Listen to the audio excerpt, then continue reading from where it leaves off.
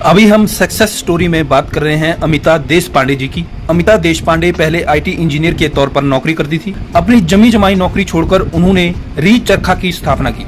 ये company plastic कचरे से हस्त निर्मित उत्पाद बनाती है। पुणे की रहने वाली अमिता देशपांडे ने गजब की कामयाबी हासिल की है। उन्होंने सिर्फ 1 लाख रुपए से निवेश करके करोड़ों रुपए का इको सोशल ब्रांड री चरखा बनाया है। उनकी कंपनी प्लास्टिक के कचरे से बैग, पर्स और कई अन्य चीजें बनाती हैं। ये चीजें ग्रामीण कारीगर बनाते हैं। इससे पर्यावरण की रक्षा होती है, साथ ही ग्रामीण महिलाओं को रोजगार मिलता है। अमिता जी पहले आईटी इंजीनियर थी।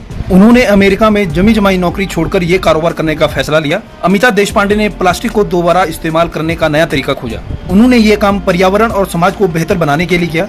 आइए जानते हैं अमिता देशपांडे की सफलता के बारे में। अमिता देशपांडे जी 2013 में अमेरिका में अपनी अच्छी नौकरी छोड़कर भारत वापस आ गई। उनका सपना था कि वो भारत में पर्यावरण और समाज के लिए कुछ करे।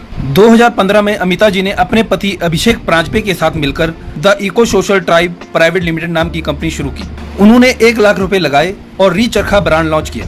री चरखा प्लास्टिक के कचरे से अलग अलग तरह के हस्त निर्मित उत्पाद बनाता है।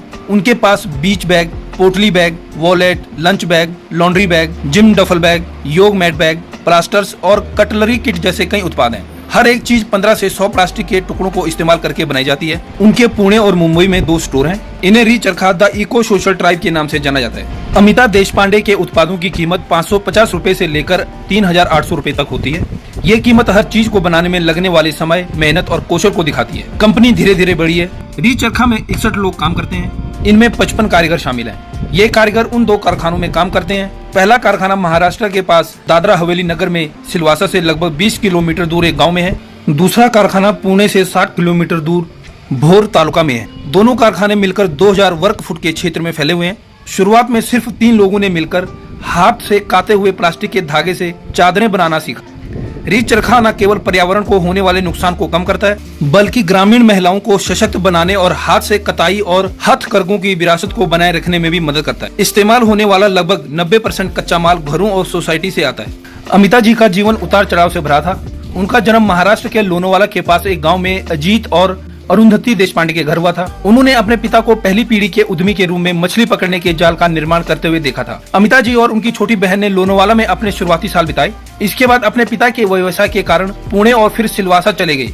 अमिता को पर्यावरण संरक्षण का पहला अनुभव जब वो 8वीं कक्षा में थी, तो उसमें एक राज्य स्तरीय प्रतियोगिता के दौरान हुआ। इंटरनेट के बिना अमिता जी ने जानकारी जुटाने के लिए अपने छोटे शहर में सरकारी अधिकारियों का इंटरव्यू लिया।